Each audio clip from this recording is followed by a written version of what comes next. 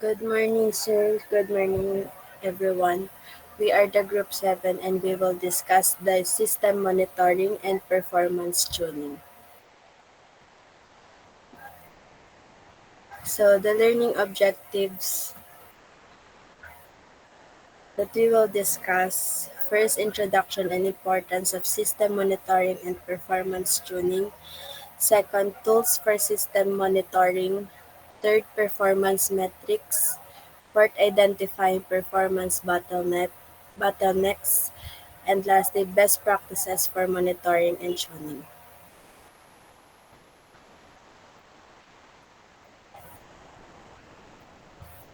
So, what is system monitoring and performance tuning? System monitoring is the process of continuously tracking the performance of your system, including your applications, resources like CPU and memory, and even your server operations. In simpler terms, ito yung pagbabantay o pagmamonitor sa takbo ng ating system. It also involves logging key performance indicators or KPIs, which helps us to identify if there's a bottleneck, slowdown, or any failure happening in real time. For example, kung biglang bumagal yung system, through monitoring makikita natin kung overloaded na ba ang CPU o may error sa server. Next is performance tuning. It is about optimizing the system based on what we have observed during monitoring. It can involve adjusting settings, refactoring code, or even upgrading hardware components to make the system run smoother and faster. So, monitoring helps us to detect problems, while tuning helps us fix or improve them. Next, importance of system monitoring. First is enhanced system efficiency. Performance tuning helps maximize the use of system resources. It allows the system to handle more processes without slowing down. For example, after tuning, a server might be able to serve twice as many users without lag. Second, superior user experience. Users expect systems to be fast and responsive. By eliminating lag and optimizing processes, tuning ensures that users enjoy a smooth experience, and this leads to higher satisfaction and retention. Kung mabilis ang system, mas mabilis at mas masaya gamitin. Third, scalability. Tuning prepares a system for future growth. As more users or data come in, the system can still handle the load efficiently. This is very important for businesses that continue to expand their operations. And lastly, reduce downtime. Through performance tuning, ay, bottlenecks are removed and performance issues are fixed before they cause failures. This ensures that the system stays operational and available when needed, which is crucial especially for organizations that rely on continuous online services. Balik mo sa una. Importance of system monitoring. The first one is early issue detection. By continuously tracking system metrics such as CPU usage, memory, and network activity, we can detect possible issues before they become serious problem. So, if the CPU usage stays at 100% for too long, that could indicate a process consuming too many resources, and we can fix it early before it causes downtime. Second, optimize resource utilization. Monitoring helps ensure that every resource is used efficiently. Kumbaga, hindi nasasayang ang RAM o storage and the system performs at its full capacity without unnecessary load. Third, improve security. Through monitoring, we can also detect unauthorized access or suspicious activities. For example, if there's an unusual login attempt or a sudden spike in network traffic, the monitoring system can alert the admin. And lastly, regulatory compliance. Some organizations need to follow a specific industry or government regulations like keeping logs or proof that systems are healthy and secure. Monitoring provides that documented evidence showing that the system is properly maintained and compliant. Next reporter.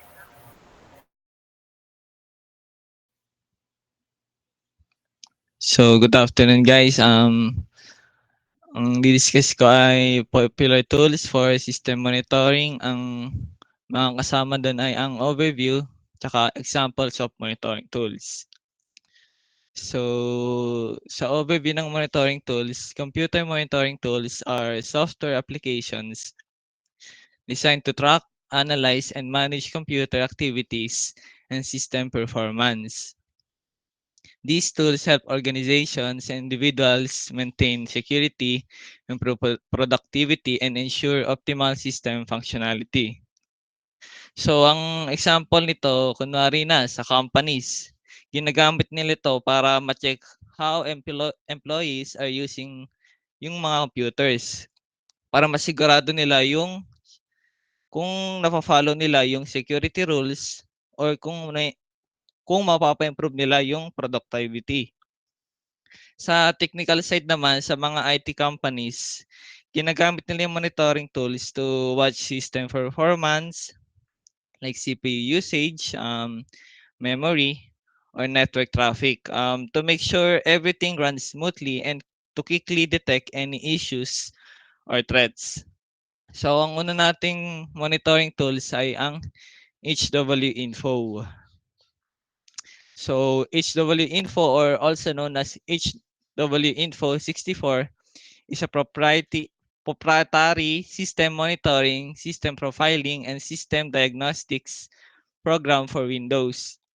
It can also display more technical data such as the number of logical CPUs, memory speed, and temperatures. HW Info is a professional hardware information and diagnostic tools supporting latest components, industry, technologies, and standards.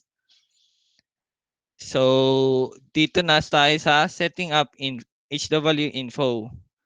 So, unang makikita natin pagka-open ng HW Info ay ang main ano nito, dashboard. Sa left panel nito, makikita mo dito yung mga hardware categories, kagaya ng mga motherboard, ganun. Sa right panel naman, kung ano yung computer brand nito, like your system manufacturer, like yung OS system mo, tapos yung VMW. So, pag naman inopen natin yung yung summary na yon, dito na makikita yung kabuuan ng system.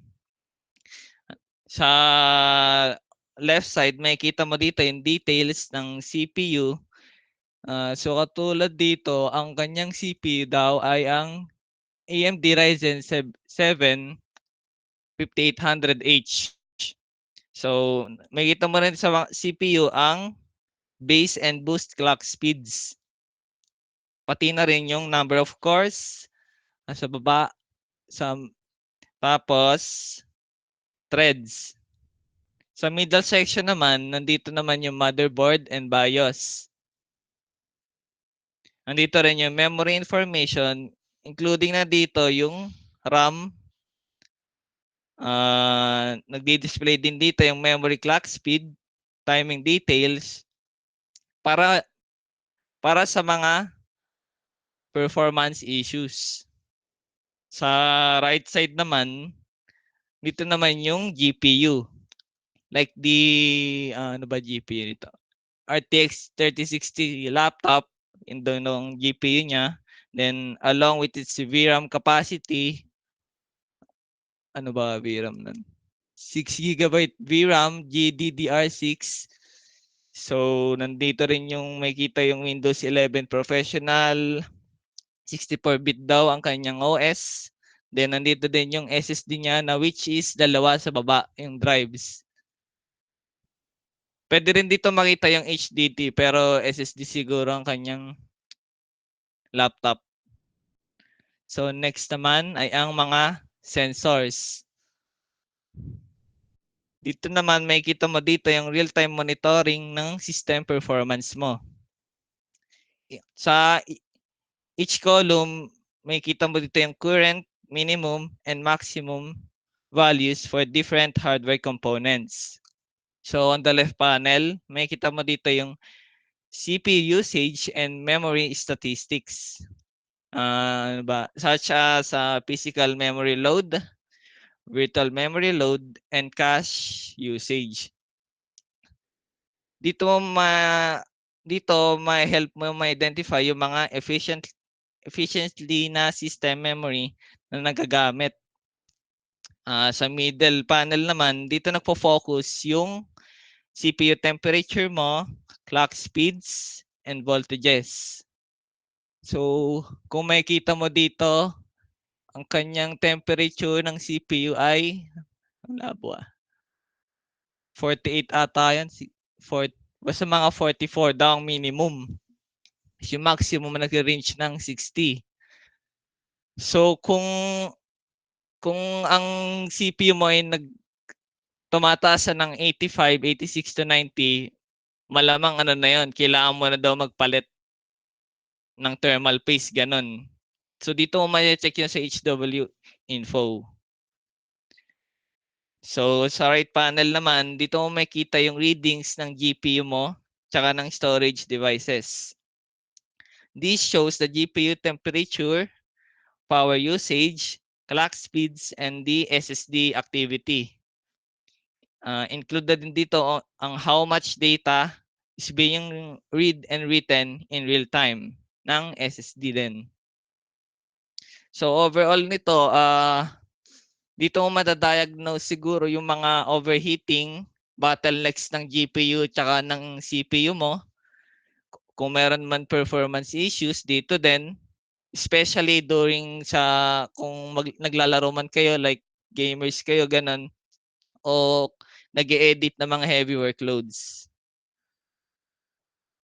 So next naman, ito mostly ang gumagamit lang naman nito ay yung mga heavy workloads lang din, like gamers tsaka editors. So MSI Afterburner is a free software tool developed by MSI. It is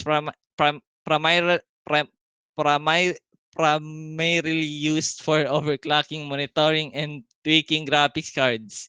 It allows users to adjust GPU and memory clock speeds, fan speeds, and voltage to optimize performance or thermals.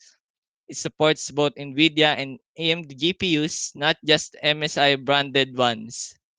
The tool also provides real-time monitoring of metrics like GPU temperature, usage, and frame rates, often displayed as an on-screen overlay for gaming. Additionally, it includes features for creating custom fan profiles and benchmarking. So yun na nga, gamers and PC enthusiasts ang gumagamit nito for tuning o kaya optimization. So sa left side niya, dito na yung mga real-time GPU readings. Makikita mo ito yung real-time data ng GPU's current clock, ng voltage, tsaka ng temperature. But first, i-unlock mo muna yung voltage monitoring para makita mo yung mga data na yon. Dito sa kanan bagi, sa right side.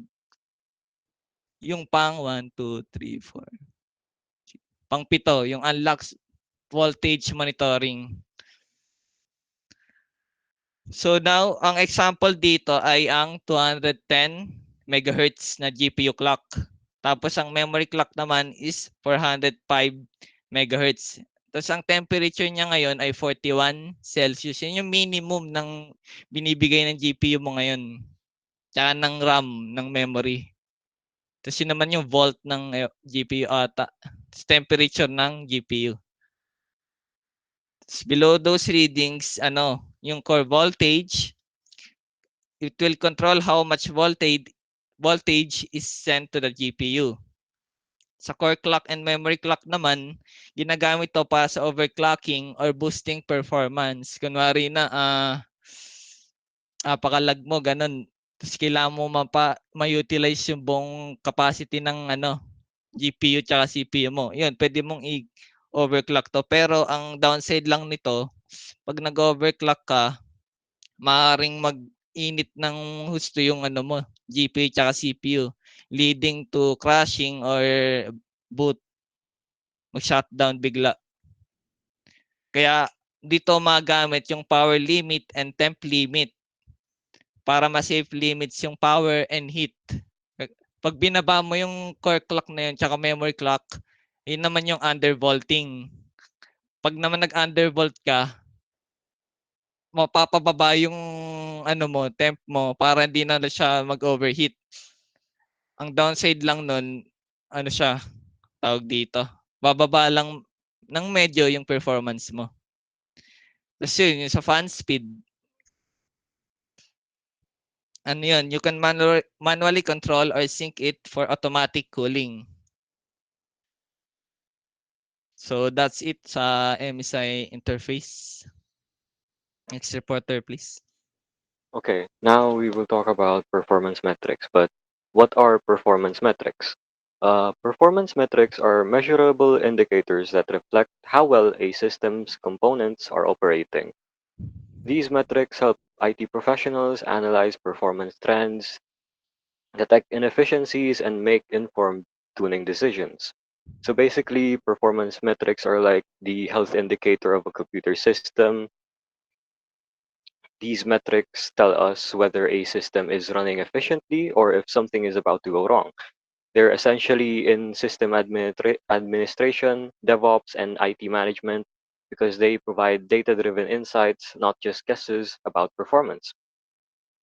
By continuously tracking metrics such as CPU load, memory usage, and network throughput, organizations can predict potential issues, allocate resources efficiently, and maintain system reliability. For example, by tracking these trends, you can spot a memory leak before it crashes your application or detect network congestion before users even complain.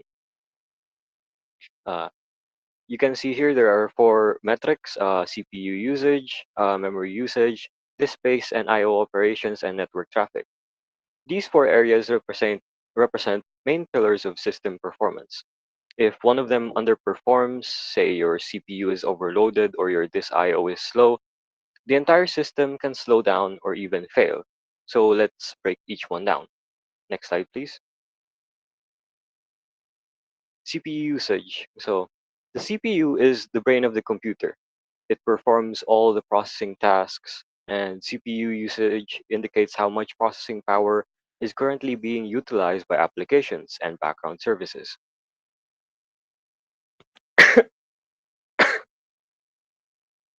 Think of the CPU as the system's engine. When it's too busy, everything else, from opening apps to responding to user input, slows down. In modern systems, each core handles different tasks, so it's not only the total usage that matters, but also the per core utilization. Sometimes one core is maxed out while others are idle, and this can cause bottlenecks and even if overall CPU usage looks fine. A consistently high CPU usage above 85% can mean the system is under heavy load or that an application is consuming excessive resources. For instance, as was explained by Neil, in gaming or video rendering, high CPU is expected, but on a web server, that might mean a process is stuck in an infinite loop or there is an unoptimized script. On the other hand, very low CPU usage may indicate underutilization, meaning your hardware is capable of more, but your system isn't making full use of it. Utilization uh, Utilization percentage shows workload intensity. Load average measures system activity over time. I/O wait time reflects delays from disk operations.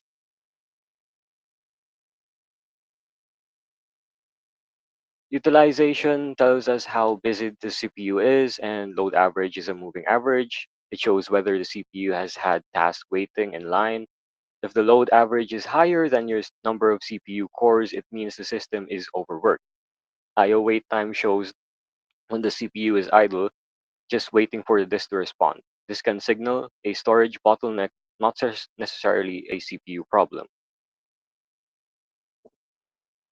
Next slide, please.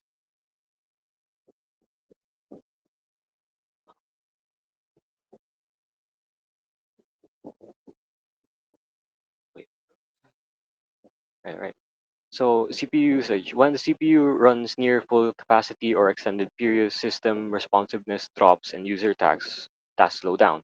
This often occurs in data processing, virtualization, or gaming system. Possible solutions optimize codes or algorithms, close unnecessary background processes, use load balancing or multiple threading, or upgrade hardware. These are key strategies. Software optimization often gives the best results, even more than hardware upgrades. And in distributed systems, load balancing spreads tasks across servers, so no single CPU becomes a bottleneck. In distributed systems, load balancing spreads tasks across servers, so I read that again. If the issue persists despite optimization, that's when you consider upgrading to a multi-core processor or scaling horizontally with more servers. Next slide, please. Memory usage. Memory usage refers to how much RAM is being consumed by the system. It determines how efficiently a computer handles multiple applications and processes and multiple applications and processes simultaneously. RAM is where the system stores active data for quick access. And when you open more programs, RAM usage increases. If the fills up, the system starts using the hard drives as temporary storage. This is called swapping, and it's much slower than real memory. When RAM becomes full, the system uses the swap file on disk, which is slower and can cause lag or freezing. Swapping is a sign that your system doesn't have enough physical memory or its workload for its workload. On servers, you can spot this by checking swap in out activity.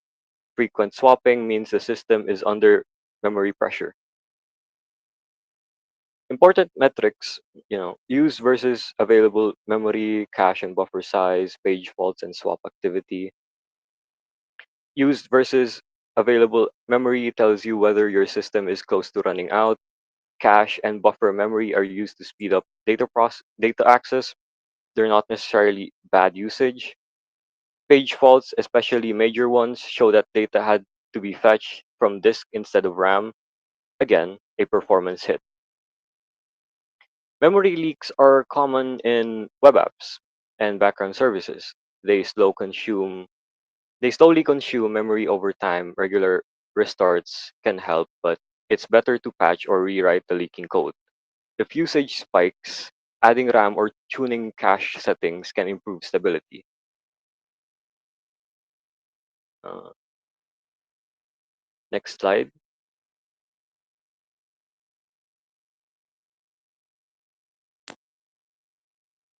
Okay, I already explained this. Next slide.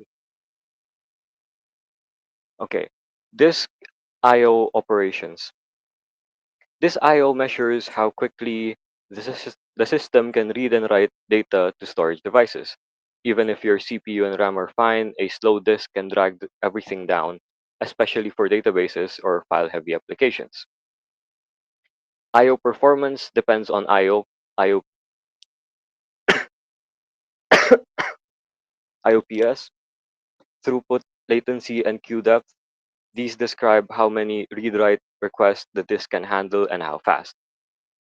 If a system reports high disk queue lengths but normal CPU and memory usage, it usually indicates storage bottlenecks. That's a key diagnostic clue when your CPU is waiting on disk I/O. The real problem isn't computation, it's data access speed. You'll see this in IO stat or task manager under disk active time.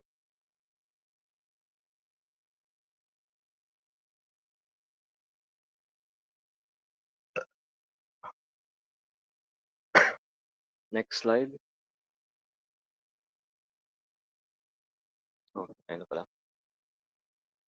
If a system reports high disk queue lengths but normal CPU usage and memory usage bottlenecks, fixes replace HDDs and SSDs or NVMe, implement caching, spread load across drives, defragment and clean up. SSD and NVMe drives are exponentially faster than HDDs. You can also improve performance by implementing RAID arrays or caching layers where frequently accessed data stays in faster storage. Regular cleanup and defragmentation help maintain consistent performance. Uh, Next slide.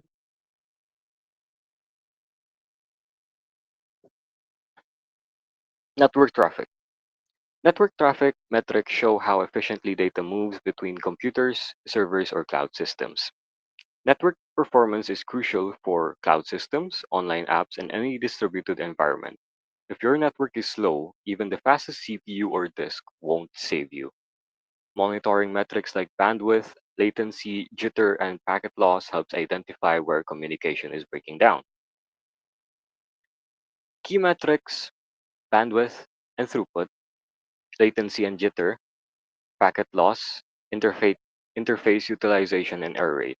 So bandwidth is your maximum capacity. Throughput is what you're actually achieving, often lower due to congestion. Latency measures delay. Jitter measures inconsistency in that delay, which affects voice and video calls. Packet loss means data never arrive, usually caused by congestion or faulty hardware. Common tools include Wireshark, IFTop, TC-Dump, and PRTG Network Monitor. These tools will visualize traffic, identify heavy users, quote unquote top talkers, and detect anomalies like retransmissions or drops. In enterprise setups, they usually use Zabbix, SolarWinds, or Datadog network monitoring to integrate all this into dashboards and alerts. Next reporter, please. Uh, so now let's discuss about the identifying the performance bottlenecks and performance tuning techniques. Next slide. Next slide, please. So these are the techniques for diagnosis. Uh, First is i-check mo yung resources usage. You can go to Windows Task Manager to check the usage consumptions. This will shows the CPU percentage, yung memory, disk, and network. And also for Linux, you can use their command line and type TOP to show the usage and consumption for the CPU and so on. So same lang din siya sa Task Manager, but the Linux is more advanced and needs of technical skills. So sa second naman is yung monitor your system logs. You can use the event viewer sa Windows, which helps you to check the error logs tulad ng exact cost of the system to crash or app failures. At dito ma-identify mo din yung services or process delaying the startup or at makapag-spot ng disk or memory errors. Similar lang din siya sa Linux, pero wala siyang UI unlike sa Windows. Pero kung sa Linux, you use a HTOP, may UI din siya. So, pangatlo naman is yung run a performance test. Take note that the runs performance test is typically used in applications. So, pwede ka gumamit ng Apache JMeter to apply a stress test to your application. For example, simulate ka ng 100 users at once na nag-access sa system or application. If the CPU hit ay 100% during the stress test, ang problema dyan is yung CPU or the CPU is the bottleneck. Same lang din siya sa load runner when you test at least 50 users simultaneously at nag-hit ng 100% yung CPU, the CPU is the bottleneck. Next. So, pangapat is yung compare normal versus problem times, which collect and compare performance data for normal operation periods and problem times to identify the irregularities. For example, think of it after ng updating ng Windows. Slow your PC performance which gives you a high usage. Kasi nag-install ka ng Windows 11 from Windows 10 na di pala compatible kasi dahil low lang yung specs na meron ka. So, para siyang sa application, kung sa umaga kulang yung CPU mo, pero pag naman sa tanghali umiinit na, it slower your application. So, you identify the bottleneck na maraming users ang gumagamit ng application pagdating ng tanghali. So, sa use of network diagnostic naman, you can use a Wireshark to test your connection, or Windows naman using command to ping or tracer. Makakatulong to help detect latency, packet loss, or yung connection issues. For example, nag-run ka ng tracer pero nag-shows na sobrang habang response time sa specific na router. This shows na may bottleneck sa network. Next slide po. Performance tuning techniques is next. So sa configuration adjustment. So it involve fine tuning system settings to achieve a better performance without needing a new hardware. So this could mean modifying the software parameters, changing cache sizes, and adjusting the thread pools or optimizing the database queries. Right. Next po. For example, yan ay yung pag-configure ng adjustments for Windows. Una dyan is yung sa visual effects. You can type Windows plus R and type the sysdm.cpl, and mapupunta ka sa system properties, and you can go to advanced and go to performance and click the settings. And sa pangatlo naman, makikita mo dito yung visual effects. So, pipili ka dito ng kung ano yung best para sa Windows mo para mas maran siya ng mabilis. So, this helps if sobrang bagal ng CPU mo. It disable the animations and yung visual effects, which nakapag-free siya ng RAM and CPU for its faster interface response when you click to open a new window or nag-launch ka ng the start menu. Next. So, sa power plan naman, you can go to a control panel and search for hardware and sound. At after ng hardware and sound, and you can go to power options and select power customize select a power plan. So you can use the ultimate performance or yung high performance. Kasi if you change your power system settings, magiging mabilis ang response, especially for multitasking or gaming.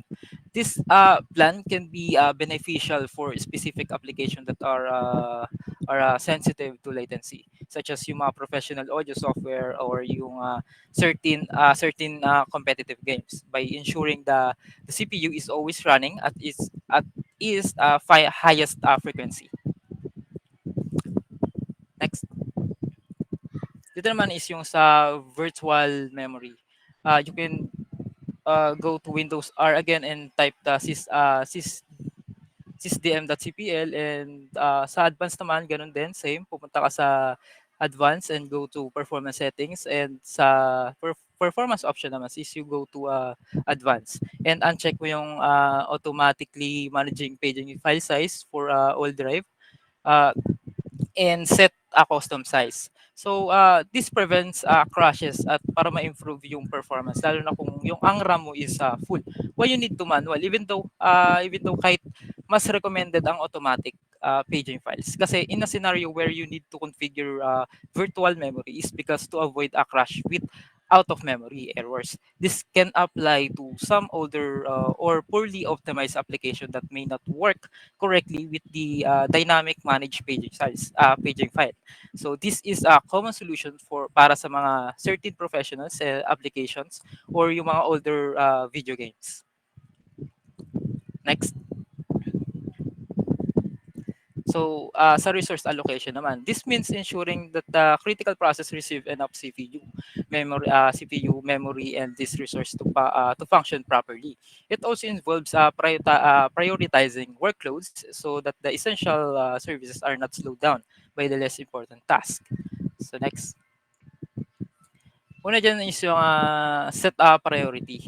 sa Windows again. So punta ka sa Task Manager and you go to details and select a specific of application you want to set priority high. So you can go to select mo yung and kunyari, so for example, nag-select ako ng AnyDesk and I set the priority to high. Kasi yung Windows can gives more CPU time to that process para mag-run ng smoother yung application na yon. Next. So sa resource monitor naman, ah ganun ulit, Windows plus R and type mo yung resman. Mapupunta ka sa resource monitor. When you go to CPU or memory or these tabs, and i-check mo dito yung process na nag-use ng most resources na pwede mo ng nag-use ng more background. Pwede mo siyang i-end or i-limit ang heavy background process to keep yung system balance and at responsive. Next. So sa load balancing naman is spreads out the workload across multiple servers, CPUs, or network paths to prevent one system from getting overloaded. This is common in large web application or cloud environments. So next. So for example na lang sa next. So for example na lang is sa Windows. You can go to Task Manager again and set the specific application to pumunta ka isa-set mo yung affinity niya and uh, sa processor affinity naman is makikita mo dito maraming CPU core, 'di ba? If there's only one CPU core, the CPU will overloaded. So that's why there are many CPU cores to adjust and support one another from running the applications. So nakakatulong 'to. Uh, Next. So wala akong ano pang example sa load balancing na parang pang network paths. So I'll just use the diagram para mas maintindihan nyo. So dito naman sa diagram, papakita ko sa inyo yung flow ng network paths at ba't siya mahalaga. So sa load balancing works, the load balancing works is working as a traffic cop, para siya traffic cop, which nag-route siya ng client request across all the servers, ensuring na walang single server na nabibigatan sa sobrang daming request. Nakatulong to improve the performance, reliability, and availability of the applications. Tulad yan sa diagram, all users are visiting to your websites. At the same time, at yung internet naman ay responsible to make a network path to travel through. Kunyari, nag-request si user, it will go over the internet para ma-reach yung sa system mo. At yung external balancer naman ay nagsisilbing traffic manager para nakaka-receive siya ng incoming requests sa mga users at siya yung nagde-decide to which servers is the best path to handle each request. Kumbaga, dinidistribute niya yung workloads evenly para walang single web server ang mag-overload. At yung mga multiple servers naman is same lang din sa pare-parehas because it balance the load traffics katulad nung sa CPU na binanggit ko kanina. It's highly used in cloud computing domains. Mga data centers, mga large scale web application where traffic flows needs more to be managed. Next. So upgrading naman ng hardware and software. Sometimes tuning alone is not enough. The system simply needs better hardware or a newer software to perform well. Upgrades can dramatically improve performance and reduce the maintenance cost over time. So ayun yung sinabi ni Ivan na pag di na talaga nadadaan sa pag pag-configure sa software, kailangan na ng ng hardware. Kailangan mo nag-upgrade. So, next. So, you can upgrade to an SSD. Kunyari kung gumagamit ka ng HSD, you can replace with SSD, which result, for example, yung nagboot siya ng Windows will now be at least abutin ka ng 10 seconds instead of 1 minute kasi mabilis na yung read and write niya para mag-run yung OS. So, pangalawa naman is mag-add ka ng RAM. Increase RAM from 4 GB to 8 GB or 16 GB. This allows to smoother the multitasking and faster uploading. At sa upgrade Windows naman, for applications, upgrade the Windows or applications, you could pwede kang mag-use ng Windows Update to install a performance improvement, yung mga patches ng Windows. For example, upgrading for Windows 10 to 11 often improves memory management and responsiveness.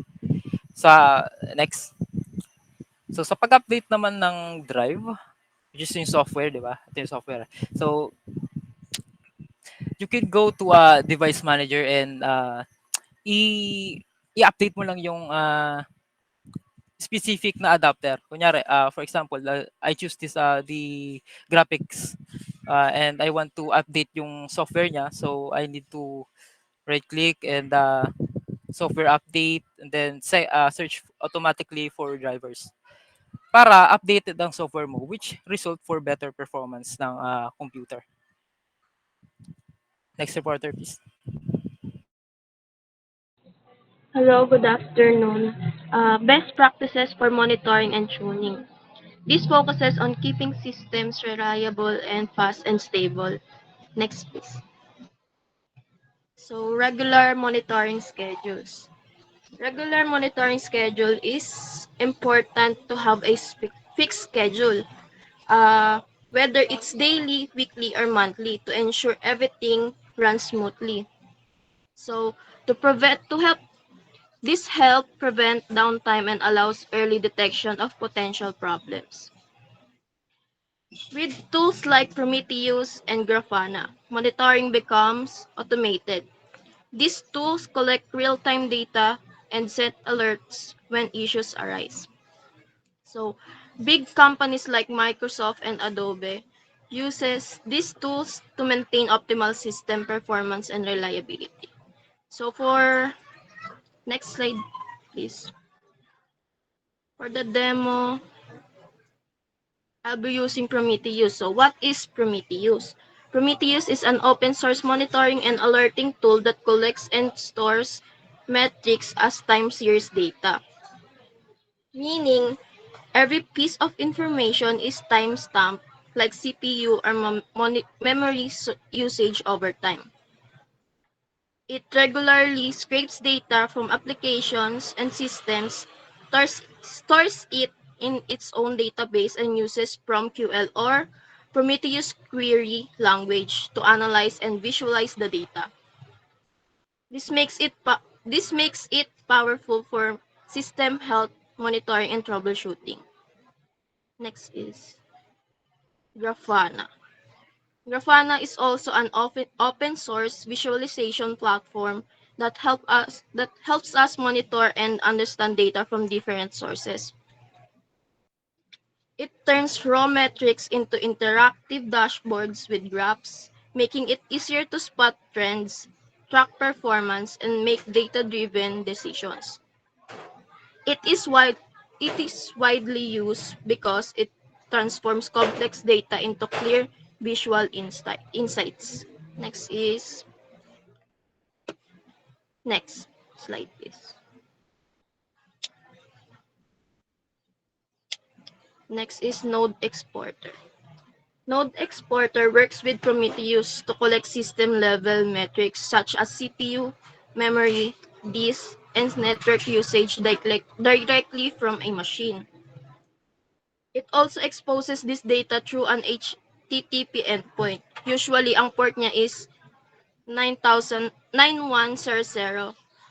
allowing Prometheus to scrape it. These metrics can then be visualized in Grafana dashboards, for easier monitoring and analysis. So overall, Node Exporter is the component that exposes the raw system metrics. Prometheus stores and processes them, and Grafana visualizes them. So for the demo, next please. Excuse me, reporter. Yes, sir. So, ibig mo sabihin na sa isang pack lang yan, tatlong yan? Yes po. Ano nga ulit pinagkaiba nila? Ang Node Exporter po is yung component na nag-expose po ng raw system metrics, while yung Prometheus po yung nag-i-store at nagpa-process po nun. And yung Ang Grafana po is yung nagbi-visualize po ng raw metrics po ng lahat. Pero gumagamit lang sila ng isang port. Yes po. Tama ba yon? Yes po. Sure yan? Sure? Yes po. Isang port lang ang kailangan nila sa Yes tatlong po. yan. Anong port nga uli yun? Node exporter po. No, I mean the port. The port po, yung endpoint po is yung port po is hiwa-hiwalay po pala. Ang port lang po ng exporter is 9100. Yung Prometheus po is 00 yung port. Pero hindi mo 9100 po binanggit yung yung dalawa. Anong port yan? Anong port sa yung demo pa lang use? po. So, yung Grafana. Yung sa Grafana naman po is 9. Wait lang. Eh, nagulat ako nasa isang port lang sila. Eh, pare-pareho Hindi po pala. silang paggamit ng Yung sa sa Node exporter po is 9100. Yung nasa Prometheus po is 9090. Yung sa po Grafana is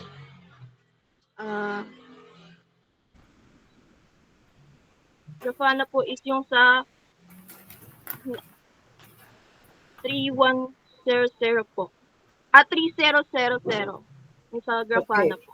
Follow-up question, bakit kailangan pong gumamit sila ng tatlong port, eh isang pack lang sila?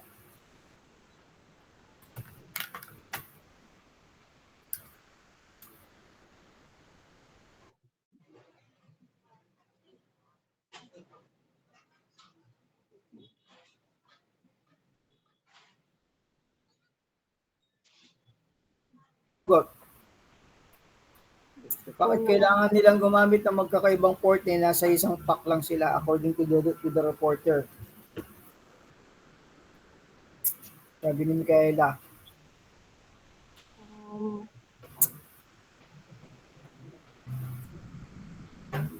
Porters.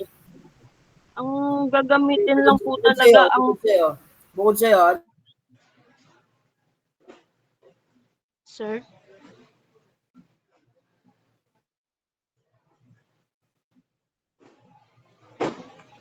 Sir, hello po.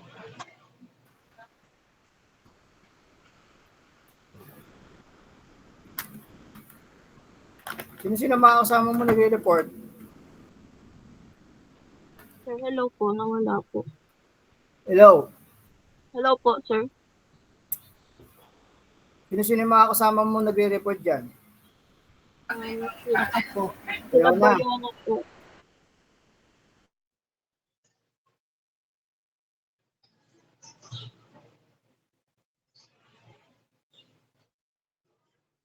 Sila Bayona po, Baldovino,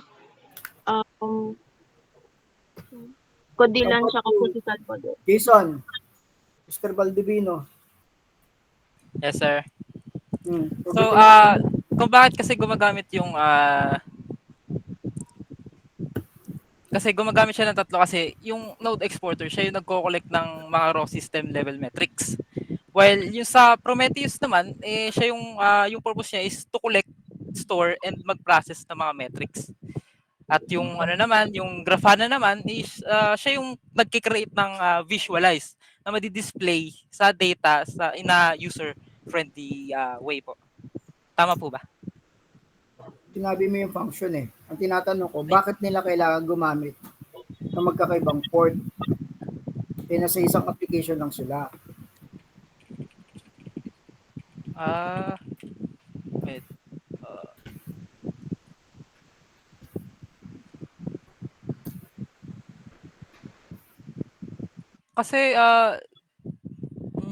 Kasi each component naman po kasi like yung sa node exporter, Prometheus or yung Grafana is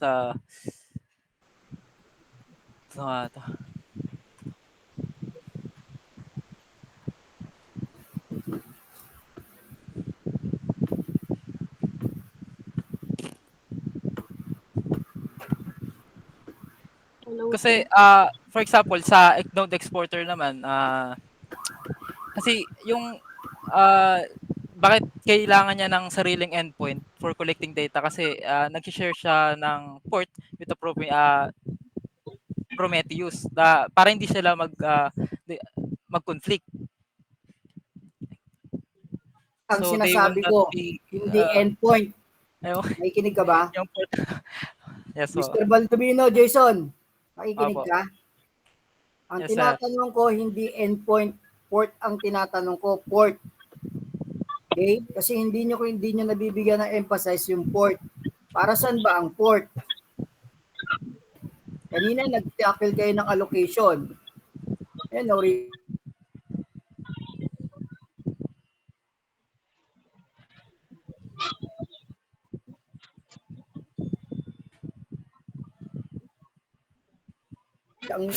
ang Windows or isang OS nag-allocate yan. Parang isang space yan sa isang hard drive na kung saan ina-allocate niya o hinahanap mismo ng computer mo kung saan siya naaayon na ilagay. Compartment yan, no? Virtual compartment ang port. Okay? At each application merong specific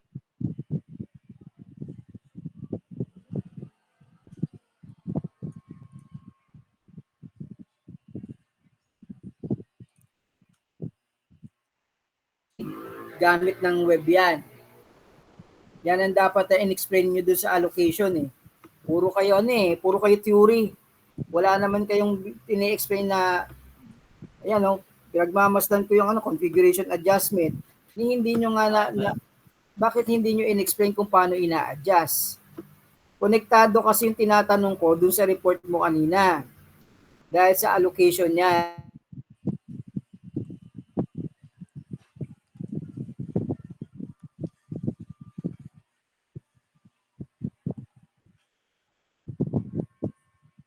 At saka yung Notius na yan, ano man yan,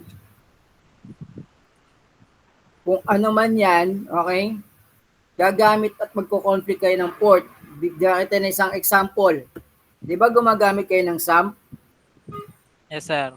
Gumagamit kayo ng SQL. Opo, gumagamit po.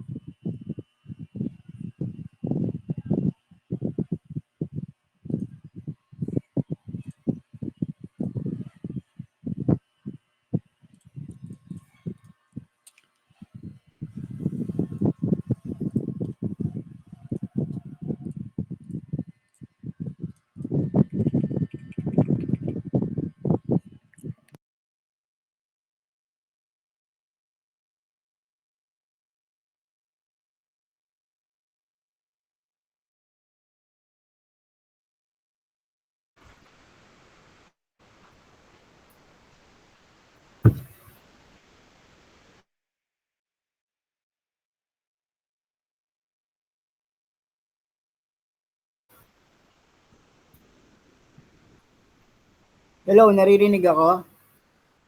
Ayan po, sir. Rinig na Wala po. po. Marinig na, sir. Nawala po kayo kanina. Kasi mahina ang internet dito. Nawala po ulit.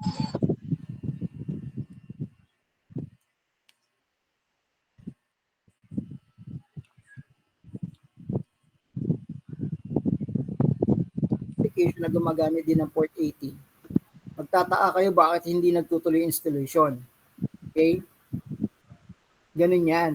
Ganun yung ibig sabihin ng tinatanong ko kanina. Bakit kailangan na yung tatlong to, since na nasa isang application or nasa isang pack siya, pero gumagamit siya ng iba't ibang klaseng port, dahil nga, merong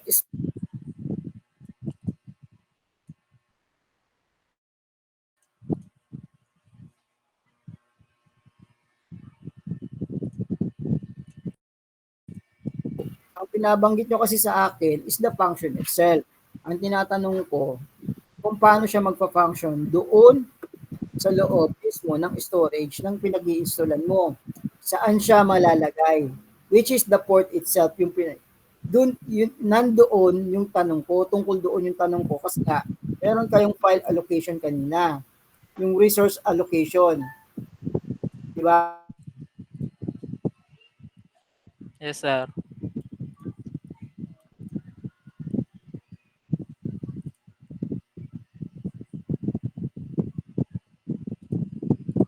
Jason. naglalag pa rin kayo, sir. Jason, Yes, sir. naintindihan mo na yung port. Yes po. Okay, continue.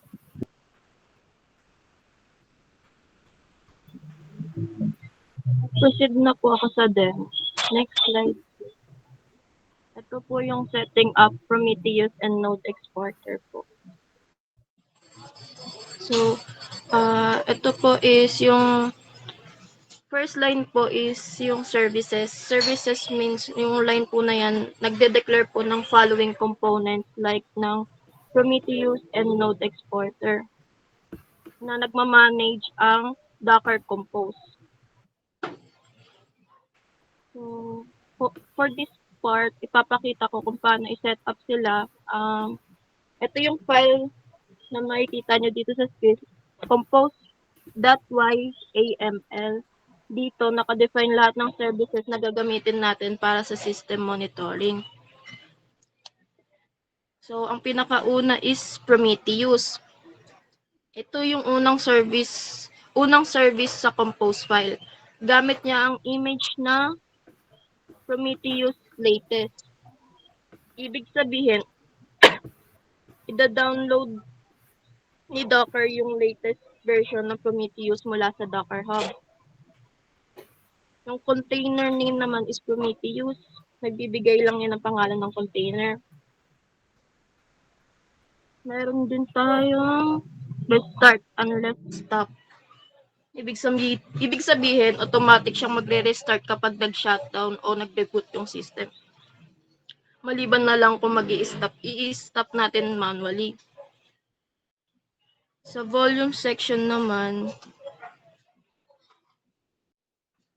yung unang line is, ito yung nagma-mount ng ating Prometheus config file sa loob ng container. Ang pangalawang line naman is, ito yung persistent storage para sa mga metrics data para hindi siya mawala kahit i-restart ang container. Sa ports naman, nakamap ang sa ports 9090 ang ports ng Prometheus. Next naman is sa Node Exporter. Same lang din po. Sa Node Exporter latest image, ida-download lang din niya. Ito yung services na nagko-collect ng mga hardware at operating system metrics tulad ng CPU usage, memory, disk I/O, at network activity, yung Node Exporter. So, ang mahalagang part dito sa Node Exporter is yung sa volume section. Sila yung nagma-mount ng system directories galing sa host machine papunta sa container. Ang ibig sabihin ng RO sa dulo niyan is read-only mode. Ganyan makukuha ni Node Exporter ang data tungkol sa actual system performance ng host. Sa command part naman, ito yung mga flags o instructions na sinasabi kung saan kukunin ni Node Exporter ang mga system data. Next naman is sa next image naman is yung network at volumes. Dito sa networks naman, may kita nyo na may name na Prometheus, Grafana at driver. Ibig sabihin, gumagawa tayo ng internal bridge network para makapag-communicate si Prometheus at Node Exporter ng direkta. Tapos sa volumes naman, dinedefine lang natin yung Prometheus data na gagamitin natin sa taas, na ginagamit kanina sa taas para i-store yung mga na-collect na metrics na Prometheus permanently. Next slide, please.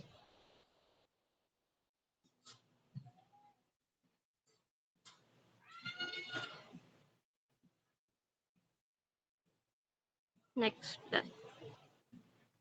Yan.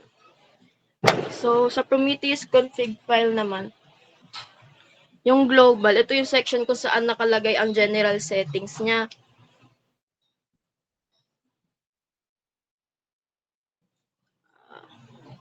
Yung sa scrape interval naman, ibig sabihin niyan, bawat 10 seconds, automatic na example, for 10 seconds, automatic na magko-collect sa Prometheus ng data mula sa mga target like ng node exporter. Tapos naman, ito yung yung job name naman, node exporter, ito yung pangalan ng monitoring job. Next slide please. So, yung Docker Compose naman. Docker Compose app. Kapag tapos na tayo pagkatapos mag-set up sa Docker Compose, para makita natin silang gumagana, ita-type lang natin yan sa terminal itong command na to. Next slide please. So, yung output makikita natin is running na lahat. Ready na siyang i-access gamit yung browser ng Prometheus, which is yung localhost 9090. Yung Docker Compose PS naman, yung nagko-confirm lang naman siya ng Prometheus and Node Exporter na nagdaran siya ng maayos. Next slide please. Ayan po yung magiging output niya kapag na-run na po yung Docker Compose PS. Next slide.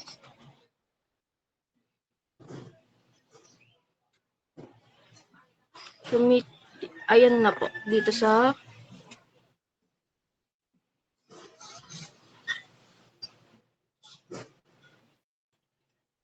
yan, next. Setting up Grafana. So, setting up Grafana, isi-set up lang natin yung Grafana na nakapaloob doon sa Prometheus at Node Exporter kanina. Ipapasok lang natin siya doon after ng Node Exporter at bago mag-networks. Next slide. Same lang din po kung nararan siya ng maayos, i-command lang po natin yung Docker Compose app. Ayan, sa second image naman po sa baba, makikita naman na running din. Next slide. Ayan din po, same goes with Docker Compose PS Grafana.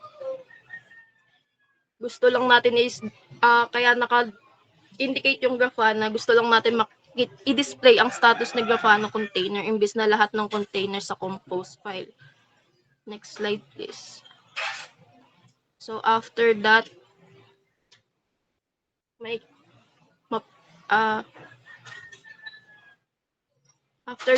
gumagana na lahat and we can now visit the local host 300, which is yung sa Grafana.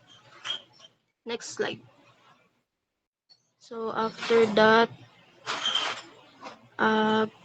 you will be welcome ng interface ng Grafana. Next slide.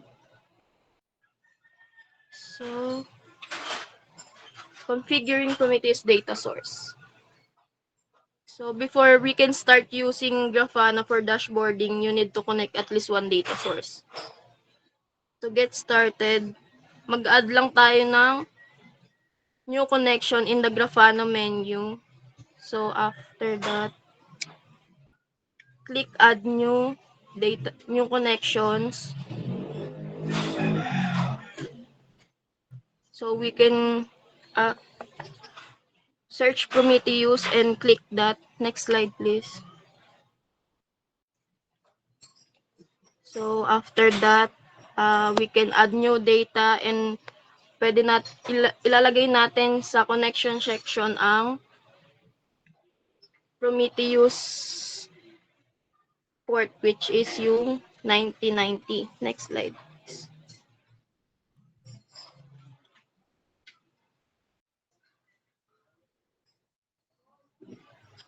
Tapos, pwede na natin i-save and test. After that, may kita natin yung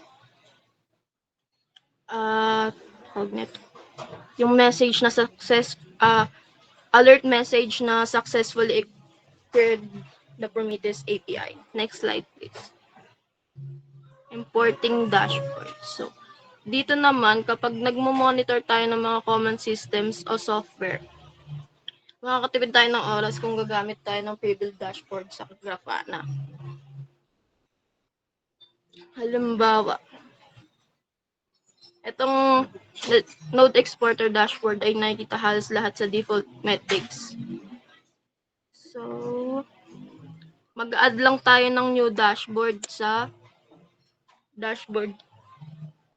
Next slide, please. So, after that, mag-i-import tayo ng dashboard. Next slide. Gagamitin natin tong URL na ito para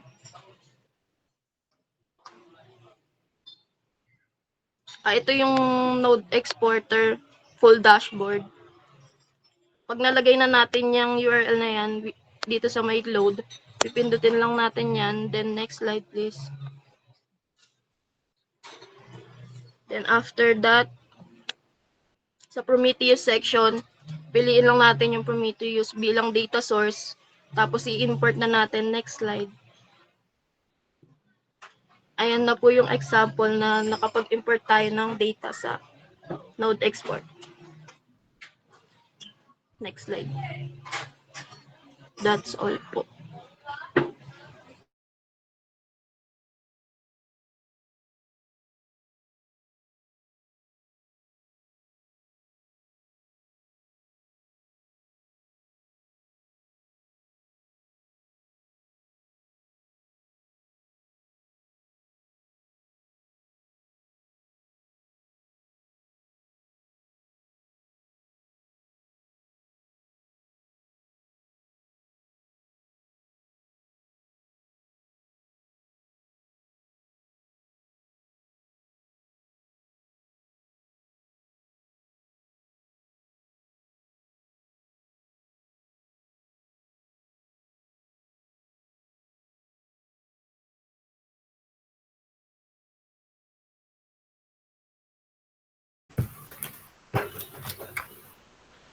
Tapos na ba?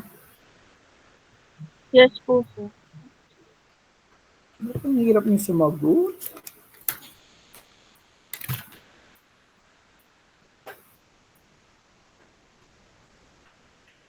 Mayor, nandito ba si Mayor?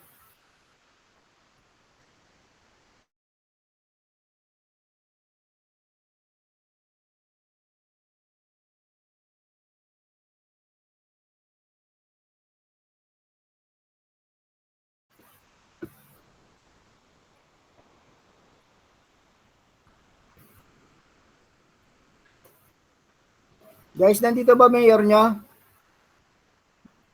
Sir, wala po si Jera sa meet.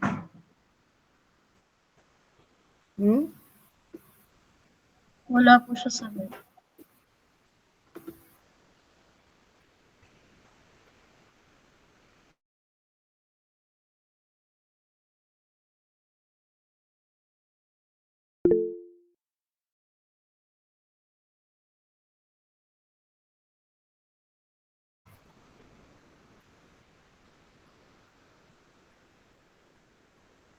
Sino Vice Mayor dito? Si Shin?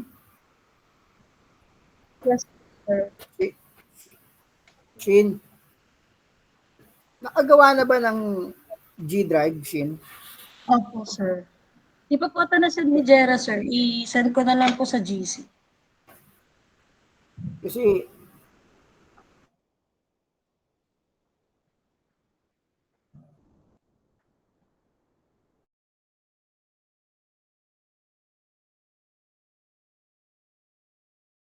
references kung saan kayo gumawa ng references. Saan ko makikita yung references nyo, yung latest reporter? Sa dulo po. Pakita ko po ba ulit? Sige. Wait lang po. Kasi napuputol-putol ako eh. Ayan po, sir.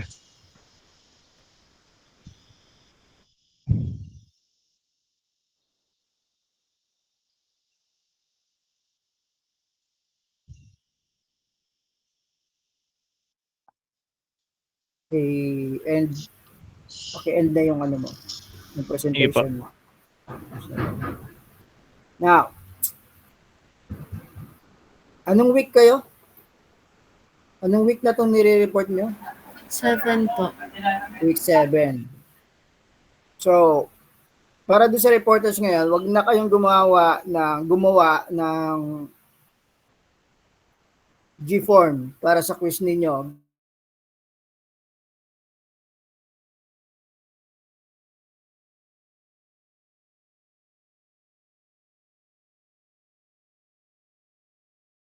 O nyo i-message sa akin kung ano yung answer key ng gagawin ninyong quiz. Sir, paulit po, Chappy. Ulit po. Okay. Naputol po. Marinig ako? Apa. Ayan. Wag na kayong gumawa ng quiz sa G-form. Ang gawin ninyo, di ba i-upload nyo yan dun sa G Drive? Tama? Apa. Opo.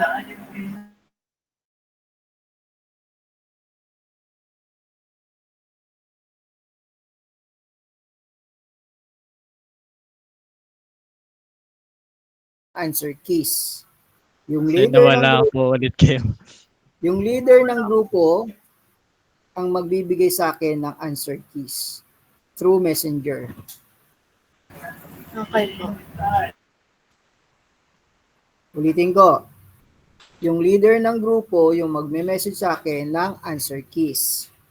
Ang i-upload nyo lang doon sa G Drive is the PowerPoint itself.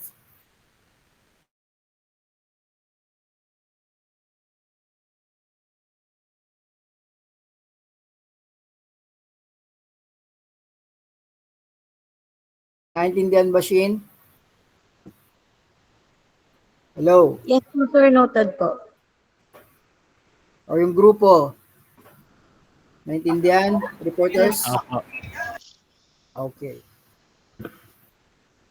Okay, paki-open ang camera.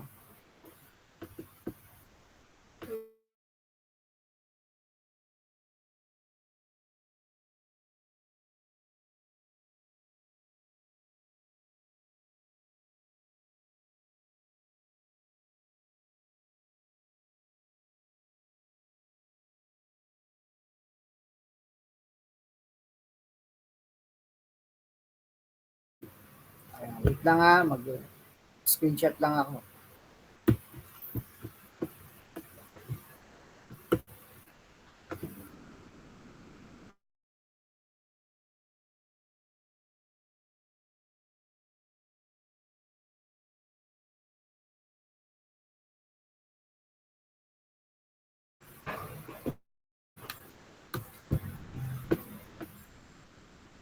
Okay.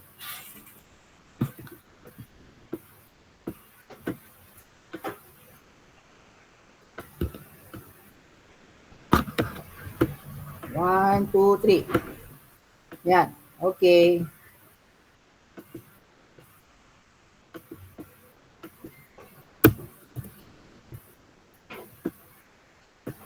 Okay, guys. Thank you. Thank you po. Thank you, sir. Thank you, sir. Thank you, sir. Mag-ingat kayo. Laganap ang influenza.